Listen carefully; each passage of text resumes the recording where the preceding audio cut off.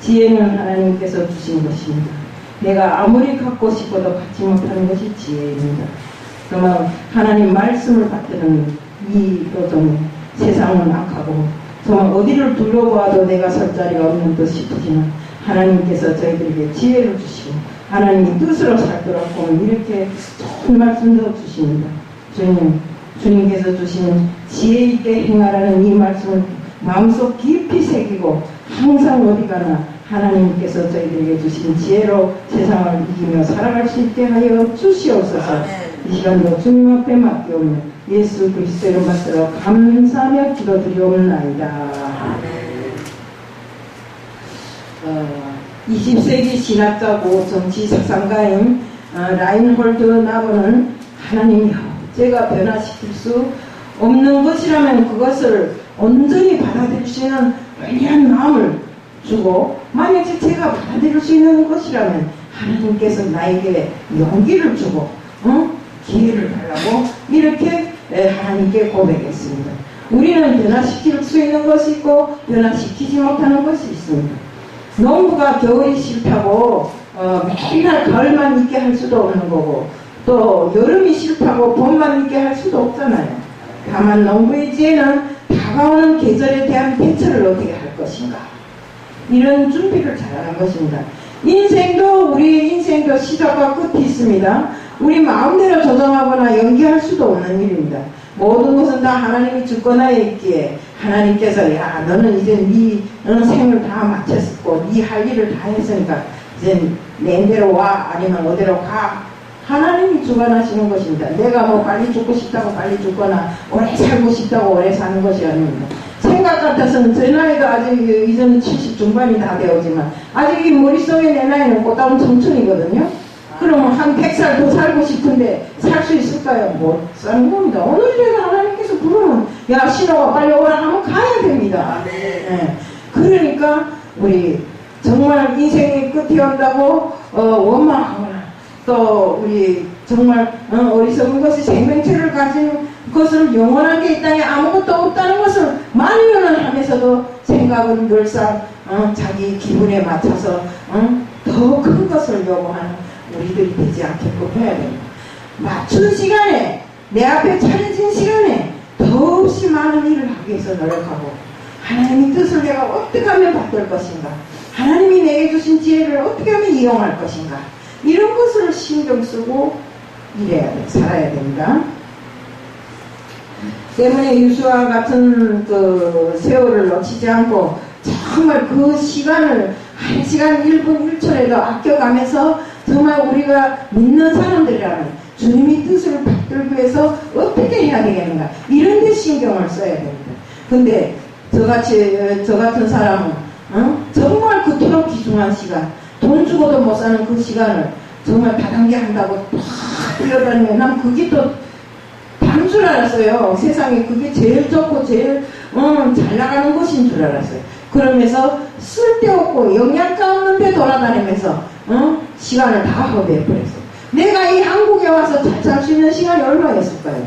55세 와서 이제 좀 20년 돼 가는데 그 20년 동안만이라도 하나님을 제대로 알고 누렸더라면 얼마나 더 좋겠어요. 근데 그 20년의 절반은 세상에 먹혀갖고 세상 것을 위해서 정신없이 영양가도 없는데 거기가 제일인가 해서 뛰어다녔더라고. 그걸 훌쩍 놓쳐버리니까 아무것도 나머지가 없는 것입니다. 때문에 우리는 정말 세상을 살아도 이제부터라도 남은 생을 지혜롭게 살아야 돼요. 시간은 양이 아니라 질적으로 사용하는 것이 바로 인간이 가진 지혜인 것입니다. 시간은 누구에게나 다 공짜로 주어지잖아요. 그렇지만 그 지나간 시간을 돈 주고 살려면 살 수가 있어요? 없잖아요. 때문에 우리는 최선을 다해서 한번 지나면 다시 돌아오지 않는 시간을 잘 사용해야 된다. 시간의 낭비는 생명의 낭비고 또 세월을 놓치지 않는 것이 지혜입니다. 오늘 말씀은 성도의 지혜가 무엇인가 하는 것을 알려주고 있습니다. 에베소서 5장 15절에 그런즉 너희가 어떻게 행할 것을 자세히 주의하여 지혜 없는 자같이 하지 말고 오직 지혜 있는 자같이 행하라. 이렇게 말씀하셨습니다. 지혜는 히브리어로 호쿠마라고 합니다. 우리 호쿠마 주석 있죠. 그게 바로 지혜 써인 것입니다. 때문에 이는 옳고 그름을 분별하고 해야 할 일과 하지 말아야 할 것을 분별하고 결정할 수 있는 실제적 능력이 바로 지혜인 것입니다. 우리가 그래서 될 때 안 될 때 할 때 안 할 때 막 다니면서 떠들고 다니지 말고 인생의 시간을 절대로 낭비하지 마십시오. 우리가 사람은 분별력과 통찰력을 가지고 있기 때문에 우리는 성경에 있는 지혜는 하나님이 주시는 선물이라고 말할 수 있습니다. 시편 111편 10절에 여호와를 경외하는 것이 곧 지혜의 근본이니라 라고 되어 있습니다. 성경에 보면 가장 지혜로운 사람이 누굽니까? 저기 있잖아요. 솔로몬. 네. 솔로몬입니다. 열왕기상 4장 30절에 보면 솔로몬의 지혜가 동쪽의 모든 사람의 지혜와 애굽의 모든 지혜보다 뛰어난지라. 그가 3,000가지 자문을 말하였고 그의 노래가 1,005편이라고 했습니다. 그가 기록한 지혜서가 잠언과 전도서입니다. 야고보서 1장 5절에 보면 너희 중에 누구든지 지혜가 부족하거든 모든 사람들에게 후히 주시고 꾸짖지 아니하시는 하나님께 구하라. 그리하면 주실 것이라. 이렇게 되어 있습니다. 어떻게 사는 것이 지혜 있는 자입니까? 시간을 잘 이용하는 사람이 지혜 있는 사람입니다. 에베소서 5장 16절에 시간을 아끼라 때가 악하니라고 하였습니다. 세월을 아끼라는 것은 시간을 잘 사용하라는 말씀입니다. 이 세상을 약하기에 선을 행하는데 시간을 쓰라는 말씀입니다. 세월을 아끼라는 의미는 또 무엇일까요? 시간 관리를 잘 해라는 소리입니다. 시간은 생명이기에 시간 낭비는 곧 생명 낭비라고 아까도 이야기했습니다. 고든 맥도날드가 쓴 책에 어떤 사람이 울면서 내가 내 시간을 본 사람이 없는가, 지나간 내 시간을 본 사람이 없는가고 이렇게 문의했지만 하소연하고 울어도 다시 찾을 수 없는 것이 바로 그 시간인 것입니다. 잃어버린 시간을, 내 시간을 찾아달라는 고백인데 누가 그 시간을 찾을 수 있을까? 시간은 일단 한 번 지나가면 다시 돌아올 수 없는 것입니다. 그러게 그림에도 보면 그런 거 있잖아. 세월아 도망가거라 나는 여기서 좀 쉬다 가겠다 하지만 그 세월이 나를 가만두습니까? 쉬다 가든 앉아있든 상관없이 먹을 나이 다 먹여놓고 그러는 것이 바로 시간입니다. 그래서 바울은 세월을 아끼라고 했는데 사실 시간을 아끼라는 것은 기회를 포착하라는 것입니다. 왜요? 세월이 너무 악하기 때문에. 학생 때 부모님들이 공부하라고 하는 것은 참 듣기 싫고 귀찮았는데 사실 공부란 것도 다 때가 있기 때문에 부모님들이 그렇게 공부해라 했던 것 같아요. 저도 학교 때 머리만 좋아가지고 공부는 안 하고 숙제를 해본 역사가 없어요. 근데 우리 엄마는 글을 모르니까 맨날 책을 펴놓고 공부해라 하는데 공부하기가 그렇게 싫더라고. 그런데 그때 당시에 더 많이 공부했더라면 얼마나 좋았겠어요. 지금은 공부해라 해도 누가 귀 들어가요? 요 짝귀로 들어가면 짝귀로 금방 쏙 빠져나가요. 그러니까 우리 80세가 넘은 할머니한테 공부하세요 이러나요? 아니죠. 건강하세요 이렇게 이야기를 하잖아요. 왜인가? 그거는 사람의 나이에 따라 시간에 따라서 해야 될 말이 따로 있기 때문에 그런 것입니다. 때문에 시간은 똑같은 사람에게 주어졌지만 얼마를 지나갔는가 얼마 남아있는가 이 문제에 따라서 우리가 생활의 모든 것이 다 거기에 좌우지된다 이겁니다. 정말 제가 세월을 지나고 보니 젊었을 때는 시간이 빠르다는 걸 몰랐어요. 맨날 그 시간에 머물러 있을 줄 알았는데 나이가 들수록 세월이 얼마나 빠른지 모르겠어요. 50이 넘어가면 세월이 태풍처럼 지나가더라고요. 근데 60이 넘으니까 태풍이 아니라 2년씩 막 겹쳐서 막 지나가는 것 같아요.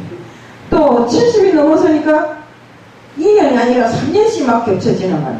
금방 8월달이 들어왔다고 하면서 푸드마켓에서 뭘 가져가세요. 언제 와서 가져가세요 하더니 그 시간에 가서 가져온 게 엊그제 같은데 또 벌써 또 그런 문자가 또 들어오더라고요. 그러니 시간이 얼마나 빨리 가는가 보세요. 나는 뒤돌아볼 새도 없이 걸어왔는데 시간은 그렇게 나를 재촉하고 부추기면서 가고 있더라 이겁니다. 정말 정말 우리 이렇잖아요. 80이 넘은 사람들은 아이고 이젠 살 만큼 다 살았어. 난 가도 돼. 하면서도 뭐인가 머릿속에는 아직도 청춘이 그대로 꿈틀거리고 있더라. 우리 아버지 보니까 그렇더라고. 맨날 그 당뇨병을 알아서 대소변 받아내면서도 아이고 이렇게 아파서 뭐라니 이젠 가야지 이젠 죽어야지 하더니 정작 죽을 나이 되니까 죽을 시간이 되니까 싫어 야가 주인이 이러더라고요. 그 죽기 싫다는 소리잖아요. 응? 그렇게 사람이란 건 삶에 대한 욕심은 누구나 다 있어요. 나도 그래요. 나도 70 중반이지만 이제는 70 중반이면 이제 그만하면 가야 되겠다. 허리도 아프고 다리도 아프고. 근데 가야 되겠다 하면서도 내 머릿속에는 아직도 20대 청춘이에요. 누구 무슨 일도 해야 되고 무슨 일도 해야 되고 할 일이 너무 많아요. 그래서 우리는 정말 이 세월을 아껴서 부지런히 살아야 돼요. 우리가 세월을 낭비하지 않기 위해서는 우선 문제는 부지런히 사는 것입니다. 로마서 12장 11절에 보면 부지런하며 게으르지 말고 열심을 품고 주를 섬기라고 했습니다. 우리는 최선을 다하고 결과를 하나님 손에 맡겨야 됩니다. 내 결과까지 내가 다 책임지고 하려면 어방도 없어요. 되는 것도 없고 최선을 다하지 않고 심지도 않은 곳에 불로소득이 있을 수가 없습니다. 씨앗을 심지 않는데 열매 맺으란 맞아요. 또한 오늘을 성실히 살아야 되는 것입니다. 내일을 생각하지 말고 오늘 하루 나에게 차려진 이 시간을 성실하게 살아야 됩니다. 내일 준비는 오늘 하는 것이고 오늘을 어떻게 살아야 되는가에 따라서 내일이 결정되는 것입니다. 오늘 어떻게 사냐에 따라 내일이 결정되는 무엇이든지 내일로 미루지 말고 오늘 일은 오늘에 다 해버려야 됩니다. 내일은 내 날이 아니고 하나님 날입니다. 오늘 저녁이라도 하나님이 부르시면 가야 되는데 내일이 어디 있습니까? 네. 뭐든지 미루지 말고 지금 다 해야 된다. 저는 자다가도 그 영감이 떠오르면 바닥 일어나서 불 켜고 뭘 적어놔요. 그때 한때 또 시에 빠져가지고 문인회에 빠져가지고 뭐 글을 쓴다고 난리를 칠 때도 그렇게 했어요. 이렇게 그래야 순간에 떠올랐던 영감을 놓치지 않기 때문에 내일로 미루지 말고 그 자리에서 부지런히 우리는 주를 섬길 수 있는 마음을 가지고 주를 섬기기 위해서 어떻게 해야 되겠는가? 생각을 했다면 그것을 행함으로 옮겨야 되는 것입니다. 우리의 말들은 다 반지를하게 잘하는데 실제적으로 그 사람이 뒤를 돌아보면 너무나 억울한 생활을 하더라 이건데 우리 믿는 자의 그 지혜는 주님이 뜻을 분별하는 데 있습니다. 에베소서 5장 17절에 그러므로 어리석은 자가 되지 말고 오직 주의 뜻이 무엇인가 얘기해라. 어리석은 자는 게 누굴까요? 주의 뜻을 분별하지 못하고 방향도 목적도 없이 아무렇게나 오늘 하루 그저 그렇게 이렇게 산다든가 세상에 사람의 뜻도 있고 하나님의 뜻도 있습니다. 기도를 해도 하나님의 뜻에 맞아야 응답이 이루어지는 거지. 계속 내 뜻만 이야기하면 하나님이 들어주시겠어요? 너는 그럼 네 뜻이 그럼 이절을 해봐. 이것이 하나님의 뜻입니다. 우리 예수님께서 겟세마네 동산에서 십자가에 달리기 전에 기도를 하실 때 하나님 될 수 있으면 이 잔을 내게서 돌려달라 했잖아요. 그렇지만 나중에 예수님께서 뭐라니까 내 뜻은 이렇지만 아버지 뜻대로 하라잖아요. 아버지 뜻이 아니고는 우리가 어디에 가서 이룰 만한 아무것도 없어요. 정말 예수님께서 땀방울이 불방울이 될 지경으로 기도를 해놓고도 나중에는 하나님의 뜻을 구했던 것입니다. TV 채널이 맞춰야 내가 원하는 화면이 나오는 것처럼 주파수나 사이클이 맞아야 되잖아요. 그래야 내가 원하는 방송을 볼 수 있잖아요. 성도는 먼저 하나님의 뜻에 맞추고 또 내가 하나님께 구하는 그 모든 응답이 돌아오기를 기다려야 됩니다. 그래야 하나님과의 영적 교통이 이루어지는 것입니다. 하나님이 정해진 채널에 맞추지 않고 주파수도 맞추지 않고 누구 맞다나 내 뜻대로 다 해놓고는 하나님 이거 이루어주세요 저거 이루어줘요 되겠어요? 안 됩니다. 정말 달나라를 향해 쏘아버린 로켓이 궤도에서 빗나갔다면 과감하게 궤도를 수정해야 되듯이 우리도 하나님을 먼저 생각하고 하나님 뜻을 실현하기 위해서 기도해야 됩니다.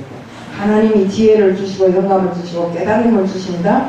대개 사람들은 이기적으로 정말 자기 생각에 함몰돼서 분별력을 상실하고 내 뜻을 하나님께 전하고 그것을 실현하라고 하나님을 강박합니다. 우리 이렇게 하면 안 되는데, 분별이라는 것이 바로 지혜이기에 마귀는 하나님 뜻에서 벗어났을 때 분별력을 이렇게 만듭니다. 삼손이 나시림의 신분을 벗어날 때 두 눈을 잃고 분별력을 잃어서 망하고 말았잖아요. 민수기 22장 22절 또 계시록 2장 14절에도 보면 발람은 선지자인데도 모아방 발작의 발락의 물욕에 눈이 가려서 자기 백성을 저주하며 떠났습니다. 바로 그는 분별력을 잃었기 때문에 이렇게 한 것입니다. 그때 미물이 당나귀가 앞을 막고 있는 천사를 보았어요.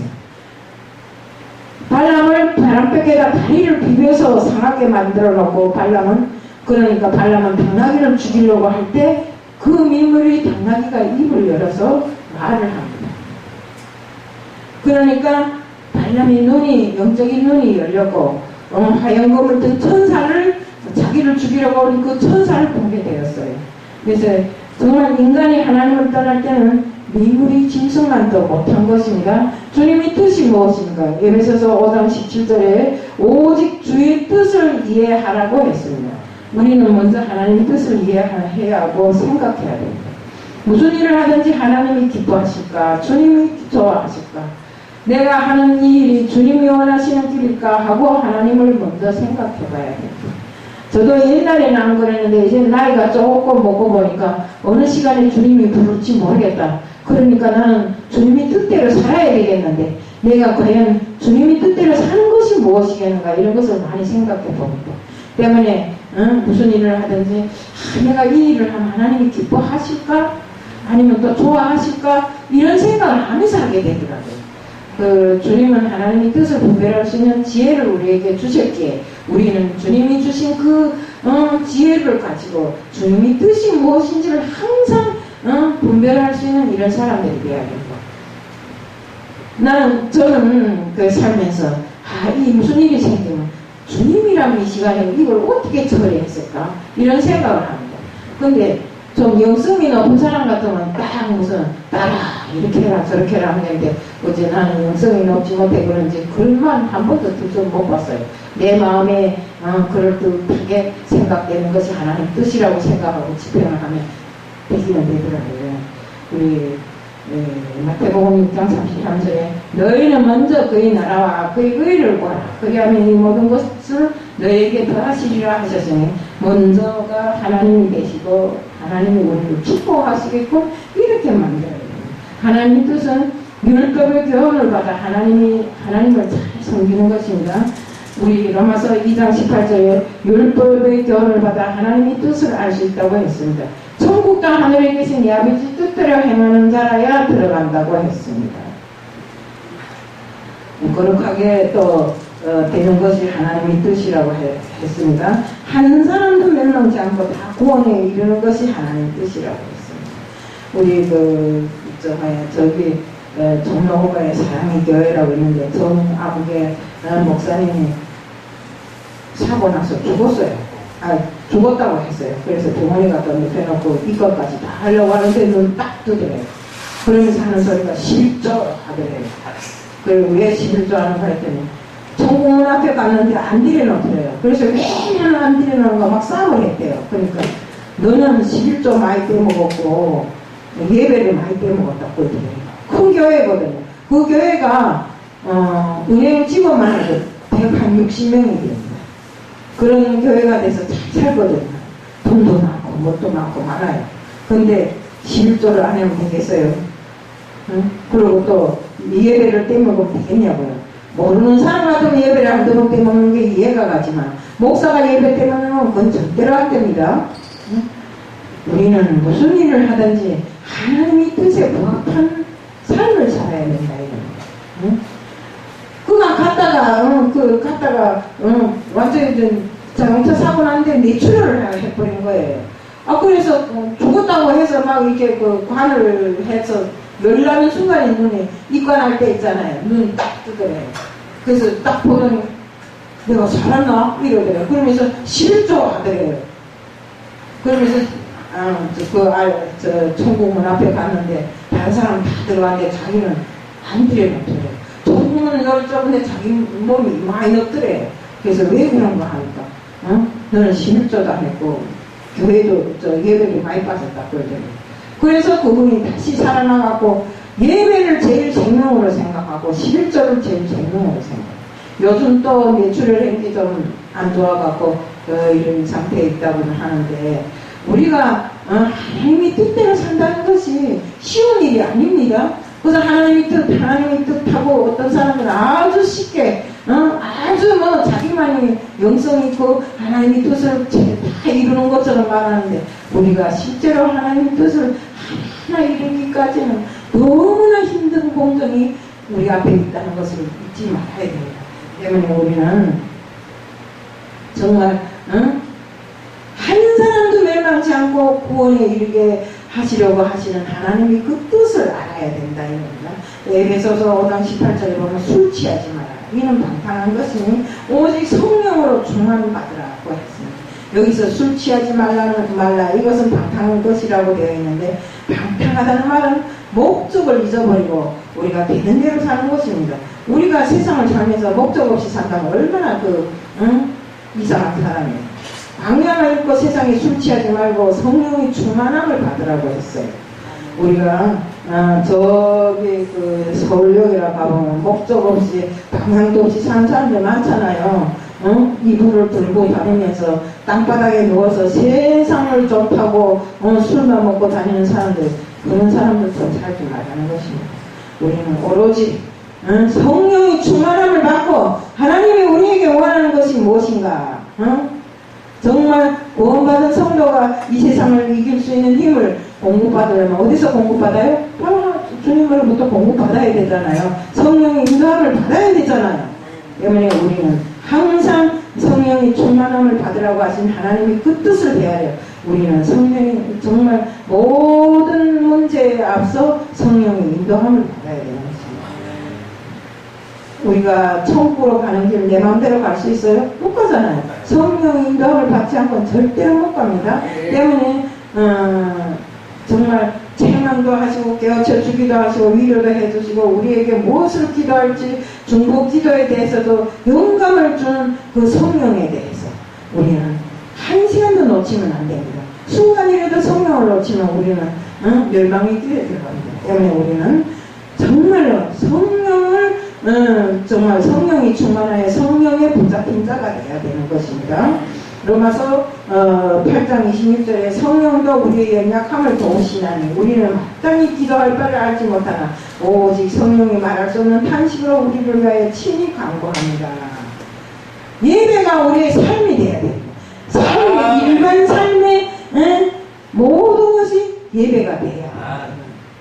에베소서 5장 19절에 시와 찬송과 신령한 노래들로 서로 화답하며 너희 마음으로 주께 노래하며 찬송하며 시와 찬송과 신령한 노래들로 하나님께 찬양하는 기쁨을 맛보게 되고 또 우리가 성령으로 충만해지면 저절로 우리 입에서 기도가 나오고 저절로 찬양이 흘러나오잖아요. 때문에 정말 저도 처음에 좀 성령을 받고 보니까 자꾸 예배가 드려지고 싶어요. 예배하는 데는 다 찾아갔어요. 뭐 2단인지 3단인지도 모르고 막 찾아가 보면 이거는 아닌데 하고 또 붓다리 들고 나옵니다. 그걸 왜 나가는 거고요. 여기 내가 바라는 데가 아니에요. 하나님이 안 계시네. 마치나 내가 성령이 충만해서 뭐 내가 눈으로 보는 것은 여기는 하나님이 안 계시네 이러고 막 바라나요. 이렇게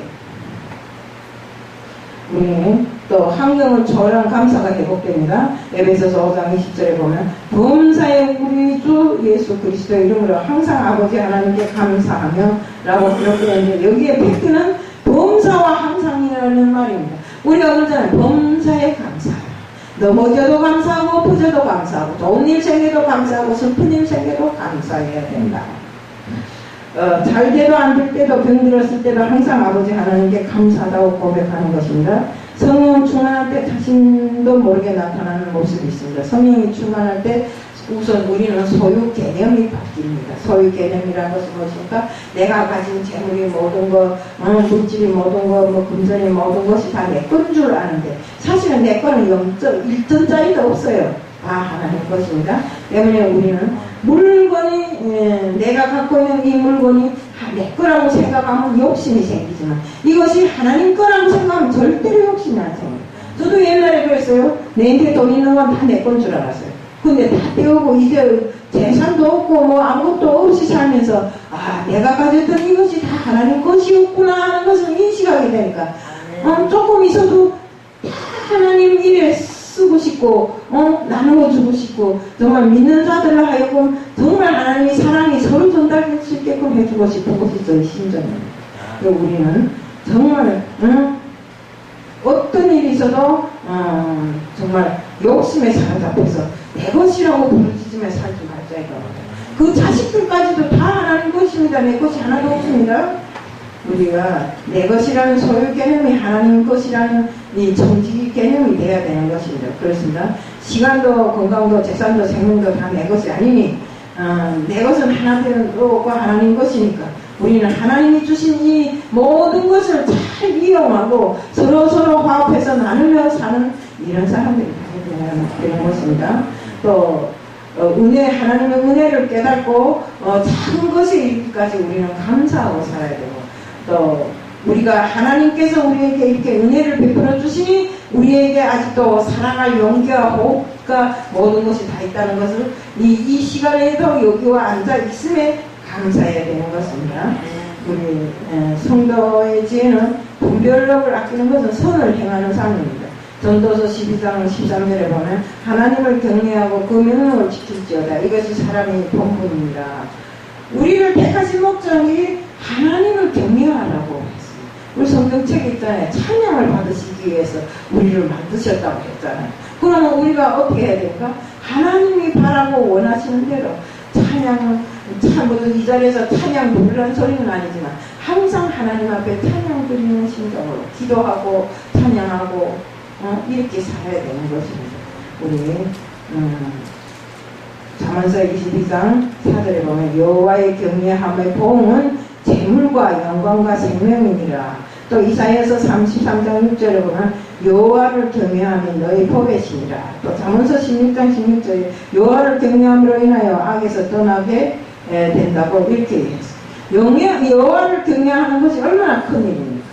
때문에 저도 옛날에 이북에서 김일성을 추앙하고 매일 아침 그 김일성 초상화는 이마에 큰 거 갖다 모셔놓고 그 밑에다 책상을 놓고 꼼꼼히 해놓고 맨날 90도 경례로 위대한 수련 김일성 경례로 이렇게 오늘도 또 이렇게 차차게 됐습니다. 배고파서 백가죽이 등에 붙어서도 이렇게 차차게 됐습니다. 이렇게 지냈어요. 이런 심정이 우리가 하나님께 영광 드린다. 하나님이 얼마나 기뻐하시겠는가 이겁니다. 그래서 나 같은 사람을 이곳에 찍어다 놓은 게 이유가 있겠더라고요. 그러니까 내가 전번날에도 혼자서 그랬어요. 난 아직 죽을 나이 안 됐겠다 그래. 내가 혼자서 의문을 붙이고 답을 하면서 하나님이 나한테 복음 통일의 사명을 주셨으니까 그것이 이루어지기 전에 난 안 죽이겠구나. 열심히 살자. 이런 기쁨에 넘치는 생각을 해보겠습니다. 시간도 하나님 것이고 소리도 하나님 것이니 우리 자녀까지도 다 하나님 것이라 했잖아요. 때문에 우리는 하나님이 이 땅에서 나에게 허락한 시간을 잘 이용하고 정말 하나님이 우리에게 내리신 그 모든 것 정말 정직이가 지키고 보호하는 것처럼 이렇게 해야 된다는 것입니다. 우리는 무엇을 선택하든지 인생의 삶에서 무엇을 선택하든지 하나님부터 먼저 생각하고 하나님의 뜻을 분별하면서 살아야 됩니다. 우리가 정말 이것이 하나님의 은혜를 아는 자고 성령이 충만한 자이면 주님의 십자가의 보혈을 우리가 잊으면 안 됩니다. 우리가 주님께서 죽으시고 십자가에 달려 죽으시고 다시 사시고 부활하시고 승천하신 이 모든 것이 복음이라 했잖아요. 그럼 우리는 이 복음의 능력을 똑바로 알고 나만 아는 것이 아니라 이웃에게도 전하는 이런 자들이 다 되어야 된다. 오늘 이 시간 정말 주님께서 우리에게 주신 시간이라는 이 시간을 잘 활용하고 정말로 우리가 주님 앞에 섰을 때 정말 너는 세상에서 잘하왔구나 하는 칭찬을 들을 수 있는 우리들 모두가 되자는 것을 축복합니다. 사랑의 하나님 아버지 감사합니다. 우리에게는 힘을 먹은 예, 사랑은 세월이 잘못 살았다 할지라도 주님 앞에 회개하고 남은 세월을 주님 앞에 순종하고 충성하는 자들로 살아가게 하여 주시옵소서. 오늘 이 시간도 주님 앞에 맡겨 예수 그리스도의 맡들어 감사하며 기도드리옵나이다. 예, 사랑은 세월이 잘못 살았다 할지라도 주님 앞에 회개하고 남은 세월을 주님 앞에 순종하고 충성하는 자들로 살아가게 하여 주시옵소서. 오늘 이 시간도 주님 앞에 맡겨 예수 그리스도의 맡들어 감사하며 기도드리옵나이다.